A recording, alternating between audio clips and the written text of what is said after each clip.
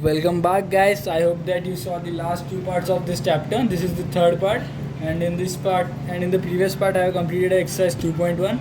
Here we are going to find how to find the zeros of a polynomial.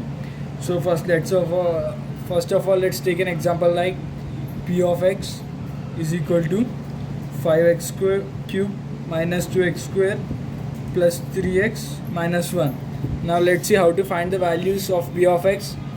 First taking an example like let's suppose let's take first of all x equal to 1. So we write the equation as p of 1 equals 5 into 1 cube minus 2 into 1 square plus 3 into 1 minus 2. When we take x equal to 1, we have to replace all the x's with 1. Here you can see I extend the x with 1. Here also x with 1. Here also x with 1. You can see. So 1 cube is 1. So 5 into 1 is 5. And minus 1 square is 1. 2 into 1 is 2. Plus 3 into 1 is 3. And minus 2 will always remain as it is. So here first of all we will add both the positive numbers and add both the negative numbers.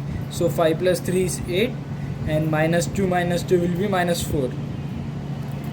Minus 4. So 8 minus 4 is plus 4. So this is what we get when we keep x equal to 1. Now let's replace x by minus 1. So now p of minus 1 equal 5 into minus 1 whole cube minus 2 into minus 1 whole square plus 3 into minus 1 minus 2. As you all know, minus 1 cube is minus 1. So minus 1 into 5 will be minus 5. Minus 1 whole square is always plus 1. So plus 1 into 2 will be 2. 2 into minus 1 minus 2. As the minus sign is already here. And minus 1 into 3 will be minus 3 and minus 2. So we will get 5 minus 5 minus 2 minus 3 minus 2. So 5. As you all know, all are negative signs, so we will add all. So 5 plus 2 7, 7 plus 3 13, 13 plus 7 plus 3 10, 10 plus 2 12, and we have minus 10, so it will be minus 12. So this is how we find the value of p of 1, p of minus 1, p of 2, replacing x by that number. Now let's go to, and sometimes we get a question like check whether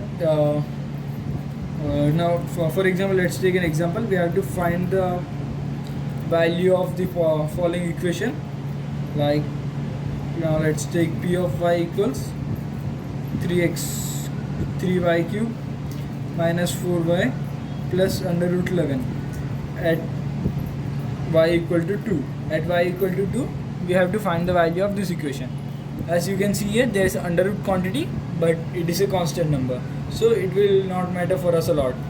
And here you can see that x cube, there is no under root quantity of the variables.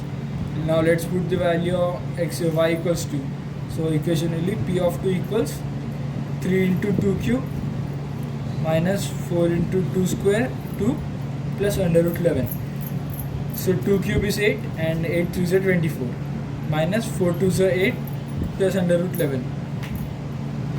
24 minus 8 will be 16 and plus under root 11. In the first chapter only I told you we cannot add both these numbers because it is an irrational number, it is a rational numbers. So to add, it is the most simplified form. If we want to add both these numbers, we have to find the value of this number in point. So therefore we will keep this in this form only. Now let's go to how to find the zeros of a quadratic equation. So finding zeros is very simple. But at the beginning, let's do an example like p of x equals x plus 2, and in question it is given we have to check whether 2 and minus 2 are roots of the equation or not. We have to check this. 2 and minus 2 zeros of the equation. 0 simply means that when we keep the value of this number in this equation, we will get the answer as 0. So guys, remember this thing. Whenever they tell us to check whether this is a 0 or not, we have to simply put the value given here in the equation, and if we get 0, then it is the 0 of the equation. Now let's first of all put the value 2 here. So p of 2 is equal to 2 plus 2, which is equal to 4, and it is not equal to 0. As we all know, 4 is not equal to 0, so therefore this is not the 0 of the polynomial. Now let's keep the value minus 2. P of minus 2 is equal to minus 2 plus 2 is equal to 0, which is equal to 0. So therefore minus 2 is the 0 of the equation. As you can see, when we keep the value minus 2, we get the 0. So therefore this is the 0 of the equation. Now let's use some more example to understand this concept a bit more precisely. It is given, now the equation is P of x equal to x plus 1, and here we have to find that we have to check whether these two are the roots of or zeros of the equation or not. So first of all, let's take the value 1 by 2 and minus 1 by 2. We have to check both of these are zeros of the equation or not. So to be the zeros of the equation, P of x should be equal to 0, and the value of P of x is 2x plus 1. Okay guys, so remember this thing, P of x should be equal to 0 and the value of P of x is 2x plus 1. So now let's first take it half. P of 1 by 2 is equal to 2 into 1 by 2 plus 1. So 1 by 2 into 2 will be 1. 1 plus 1 is equal to 2, which is not equal to 0. So therefore 1 by 2 is not the 0 of the equation. Now let's go to the second number, which is P of minus 1 by 2. So 2 into minus 1 by 2 plus 1. So minus 1 by 2 into 2 will be minus 1 plus 1 is equal to 0. So therefore minus 1 by 2 is the root of the equation, or the zeros of the equation. Now let's see how to find the zeros by ourselves. For example, let's take an equation like, first let's take a small equation, P of x equal to 5x plus 3. So I already told you 0 simply means that the value of P of x should be equal to 0. As we all know, the value of P of x is 5x plus 3. So now let's put 5x plus 3 instead of P of x, and we get 5x plus 3 is equal to 0. And from here we subtract 3 from both sides and we get 5x equal to minus 3. As it is very simple, 5x plus 3 minus 3 is equal to 0 minus 3. Now let's divide by 5 both sides and we get x equal to minus 3 by 5. So this is the 0 of this equation, and when we put the value minus 3 by 5, we get here 0. So this is how we find the zeros. Now let's take another example like P of x equal 3x minus 5. 3x minus 5, and we all know that to find the 0, P of x should be equal to 0, and when we keep P of x equal to 0, we get the value of x such that when we keep that value in this equation, we get the whole equation becomes 0. So now let's keep the value of P of x, which is 3x minus 5 is equal to 0. Now add 5 to both sides, because as you can see here is a minus sign.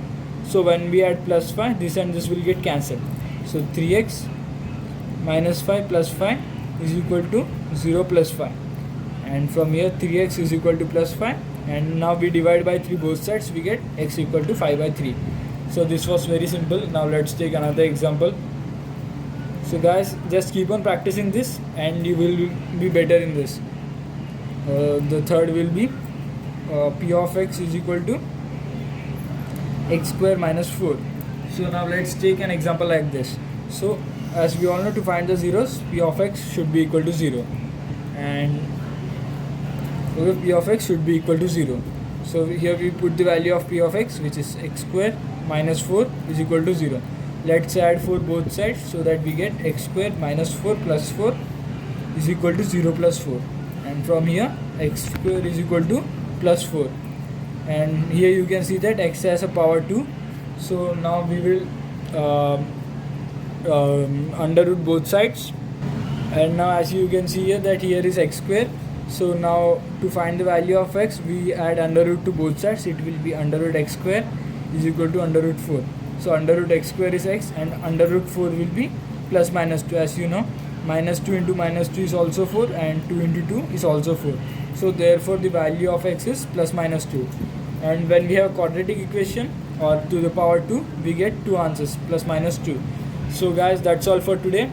We will meet in the next video and we will discuss about this topic in more brief. So if you like the video, please share and subscribe. Till that time, bye bye.